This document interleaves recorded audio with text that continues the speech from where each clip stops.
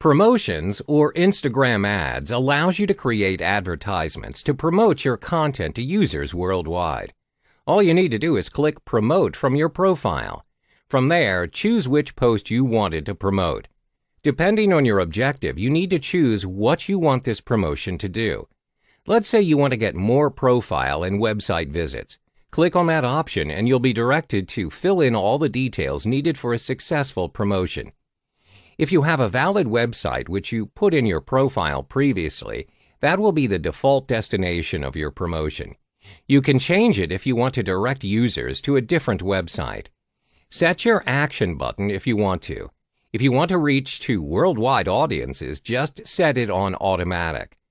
Finally is your budget and the duration of the promotion. This is entirely up to you. Make sure you set the duration according to your budget. This is to prevent you from overspending your promotion budget. Preview your ad first before you click the Create Promotion button. This is what your sponsored ad will look like to users when it's being promoted. That's how you use Instagram ads. Next, I'll show you how to actively engage with your users using Instagram Stories and Live.